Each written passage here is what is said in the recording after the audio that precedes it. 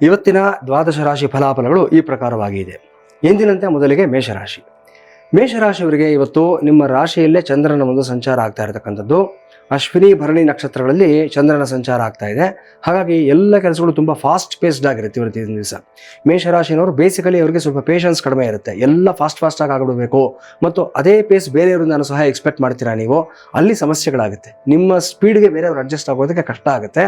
ಆದರೆ ಇವತ್ತು ಎಲ್ಲವೂ ನೀವು ಅನ್ಕೊಂಡಿರುವಂಥ ಒಂದು ಸ್ಪೀಡ್ಗೆ ಅದ್ಭುತವಾಗಿ ನಡೆದೋಗುತ್ತೆ. ಕೆಲಸಗಳಿಗೂ ಸಹ ಏನು ಸಮಸ್ಯೆ ಇಲ್ಲ. 3ನೇ ಮನೆಯಲ್ಲಿರತಕ್ಕಂಥ ಗುರು ಮತ್ತು 11ರಲ್ಲಿರತಕ್ಕಂಥ ರಾಹು ವಿಶೇಷವಾದ ಲಾಭಗಳು, ಅನುಕೂಲಗಳು, ಹೊಸ ಪರಿಚಯಗಳು ಎಲ್ಲವನ್ನ ಕೊಡಿಸ್ಕೊಡ್ತಾನೆ. ಆದರೆ ನಿಮ್ಮ ರಾಷ್ಟ್ರಾಧಿಪತಿ ಸದ್ಯಕ್ಕೆ ನೀಚ ಸ್ಥಾನದಲ್ಲಿ ಸಂಚಾರವನ್ನು ಮಾಡ್ತಾ ಇದ್ದಾನೆ. ಹಾಗಾಗಿ ತುಂಬ ರಿಸ್ಕಿ ನೇಚರ್ ಜಾಸ್ತಿ ಆಗೋಗುತ್ತೆ ನಿಮಗೆ. ಯಾಕಂದರೆ ಮೇಷ ವೃಶ್ಚಿಕ ಎರಡಕ್ಕೂ ಸಹ ಅಧಿಪತಿ ಕುಜನೇ ಆಗಿರೋದ್ರಿಂದ ನಿಮಗೆ 8ನೇ ಮನೆ ಗಂಡಾಂತರ ಸ್ಥಾನಾಧಿಪತಿನೂ ಕುಜನೇ ಆಗಿರ್ತಾನೆ. ಇವತ್ತು ತುಂಬ ರಿಸ್ಕ್ ತೊಗೊಳ್ತೀರಾ. ಇವತ್ತು ಗೊತ್ತಿದ್ದು ಸಹ ಸಮಸ್ಯೆಗಳನ್ನ ಸ್ವಲ್ಪ ನೀವೇ ತಂದ್ಕೊಳಕ್ಕೆ ಹೋಗ್ತೀರಾ. ಓವರ್ ಅಡ್ವೆಂಚರಸ್ ಆಗಿ ಹೋಗ್ತೀರಾ ಇವತ್ತಿನ ದಿವಸ. ಇದೊಂದು ವಿಷಯದ ಬಗ್ಗೆ ಸ್ವಲ್ಪ ಜಾಗ್ರತೆ ಇರಲಿ.